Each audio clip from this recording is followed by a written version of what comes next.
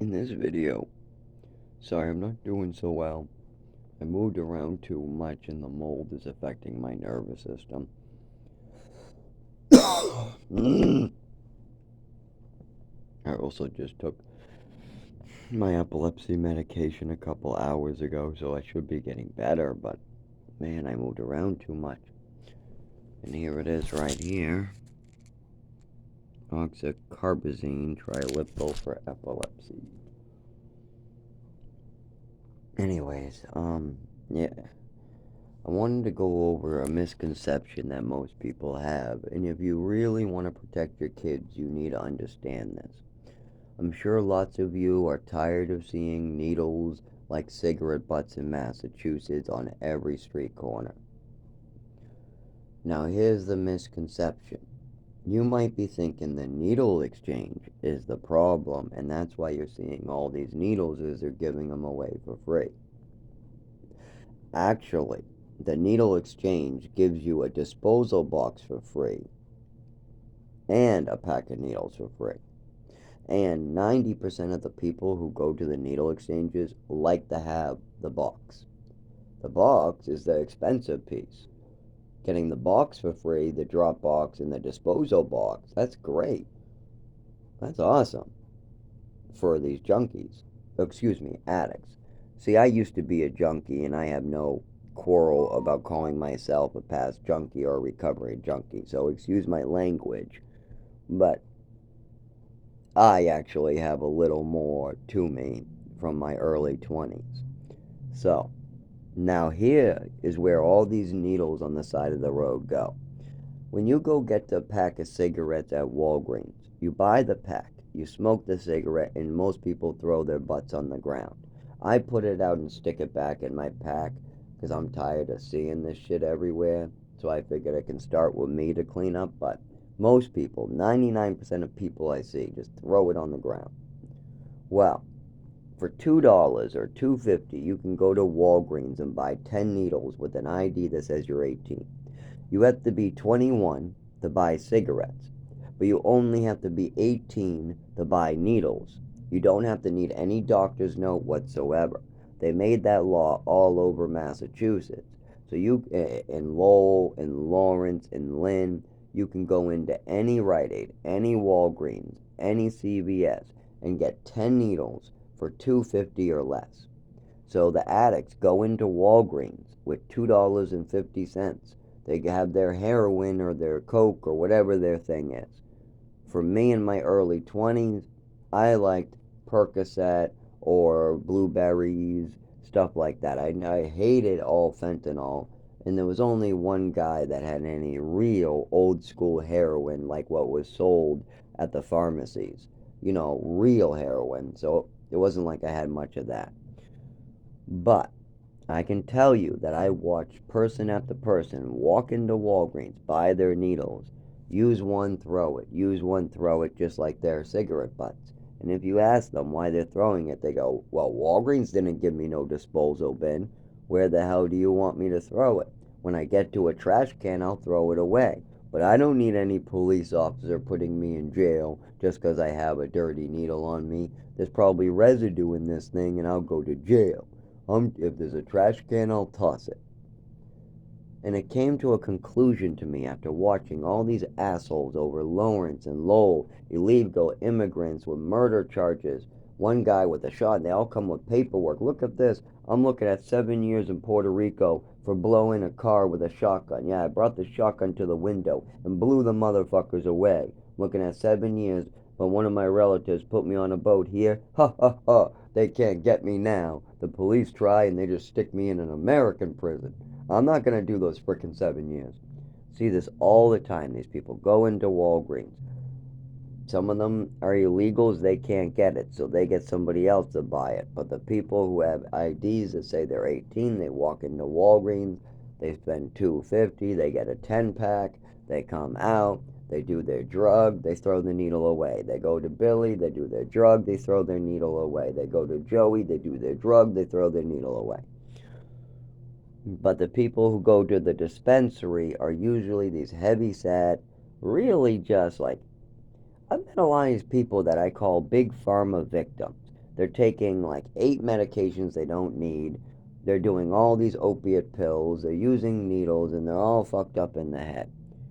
And these people prefer to go to, I guess, the needleless. This was like that girl who was compulsively stealing, heavy set, or the one that was a hooker and mentally ill, or Gabby, a redhead who was mentally ill and Big Pharma destroyed, or Jasmine, who also had trouble. All these people prefer the needle exchange. Me, I didn't like needles. Barely ever. Barely ever. I was more of a sniffer. So, but I knew everybody's shit. You know there's police officers that do crack? Yeah, Kevin Gano liked his hookers and crack. And that's not his real name. We're going to keep that out of it. But that's not the only one. There's also officers that used to light the homeless on fire. Oh, there's also other people who like drugs like DMT. There was an officer looking for DMT. Oh, there was a guard in the prisons who used to come to pick up Seroquel. So don't think that this is all homeless people. No, there's plenty of police officers, judges. Oh, the lawyer across the street used to like to make up cases with 3 other guys. Yeah, I used to try to set up a lot of cases. It was a lawyer. He would set something up with the homeless people, and then they would walk out all happy with like 12 grand. Look at my $12,000 check. Look, look, look. So I don't know what that was about, but it was like falls and injuries or something. I don't know. But so don't think it's all innocence. No, they got judges, police officers, and lawyers getting in on the crime. But anyways, yeah, the dispensaries provide you the box. If you go to Walgreens, they charge you like $20 for a plastic disposal box, and no addict is going to spend their $20 on a box. They're going to get more heroin. So the problem is these big corporations taking advantage of the people. First, the doctors push drugs on these children at 5, 6, 7, 8, 9, 10. Then these kids start experimenting with drugs at 16, 17. They get abuse in some hospitals, or maybe a relative, or maybe a bunch of different crap. Then they start using drugs from a doctor in their 20s. Then the doctors cut them off and crazy stuff happens. And then, when they're trying to do their drugs, they find out that Walgreens doesn't care. They'll just give them it on every corner in America. Meanwhile, the dispensaries are hard to find. They only come like once a week. And they give you expensive gear like the boxes so you don't have to throw your needles on the ground. People like me would never do that. I'd rather throw my needle in a trash can or a, what do you call it? I have powdered creamer container. But there's just 10 needles would last me a year or longer if I ever, in my early 20s. I don't even, oh my God, probably longer than that. From the age of 20 to 22, I think like 10 needles of my own would probably last me a hell of a long time. I mean, I only use them once, but I wasn't like big into it. I prefer sniffing. Like, I would have to be deadly, deadly, seizing, sick, have a job interview, or something so severe that I would have to. I mean, or I lose everything that I've worked towards, or it would have to be a very specific situation. But I wanted to make it aware that these corporations, Big Pharma, and the doctors have made a dangerous situation, and they're profiting off of it.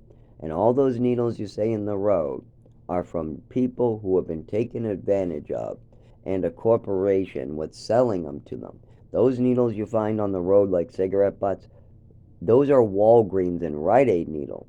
They're not dispensary needles. Dispensary give you a big, expensive red box. And any addict going there loves to get the $20 box.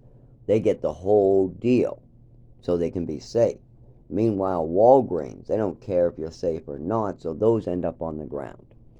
So you got to really understand what's going on before you try, because if you take away, let's say, the needle exchanges, or what I call a needle dispensary, you're going to see even more needles as long as the Walgreens can keep selling them. And don't forget that diseases spread because the diabetics were selling their needles for the longest time, and then the addicts share them. I would never, oh my God, I would never share a needle no matter how much I was sick. I don't even know how people use those lightning bolts. That's what we call somebody who uses a needle more than once. A lightning bolt user. How the fuck are you using a lightning bolt? I mean, that must be like shooting up with a fucking fork or a spoon. God damn it. So yeah, we sniffers make fun of the shooters. No, don't get me wrong. I in my early 20s, I got in situations where it was either die, do drugs, or suffer. I mean, I was made disabled, and still to this day, I don't get treatments for my seizures, my neurological disorder, my falls, or any of my disabilities for the last 25 years. Somebody else has made sure of that. I'll never use drugs again in my entire life. I will just keep on dying and getting more injuries. But in my early 20s, I was treating myself so I could get moving and so I wouldn't end up in a wheelchair. If I was having seizure activity, I wanted to stop any injury as soon as possible, or any pain, seizure activity, falls, whatever. That's dangerous behavior if I don't do drugs and if I do drugs.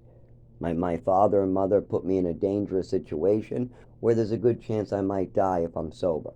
But if I do drugs, there's a good chance I might die dirty. So it's just a bad hand. It doesn't matter which way you go.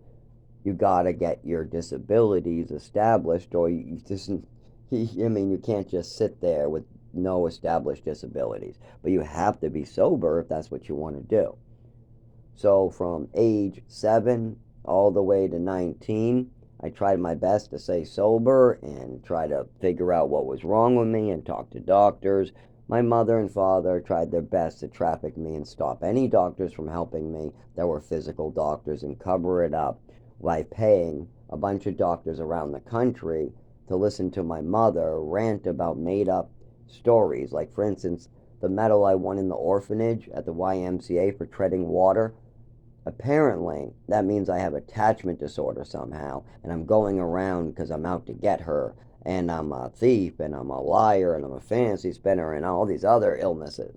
That's how my mother used to work it in. There was even a doctor that was writing a book, and he used to write down what my mother would say and add it to his book. Yeah, I'm sure that doctor really knew me well when I told him that my mother was making up stories about me. It was hurting me. I have some type of twitches, and I would like help for this. And he says, why can't you just let that go and let your mother rant already? Yeah, I'm sure he understood what was going on. Not. He's a fucking loser, that Dr. Rosenblum. He just wanted to write a big seller. That's it. My mother loved talking to him, though, of course. You know, he would write down what she was saying, ignore me. When I said my mother was lying about me and it was hurting me, he would just ignore my cries for help, so of course. So you gotta remember, when things like that go on, and I have to still wake up really bad, and I'm probably gonna die from my injuries. Don't forget, we live in a world what is falling apart, and people are corrupt. They don't believe in the Ten Commandments like I do. Even my father has trouble with the Ten Commandments. One of the big ones is, thou shalt not bear false witness against thy neighbor. My father won't even have a conversation about the stuff he talks about me. He's been trying to sully my name since I was 7 years old.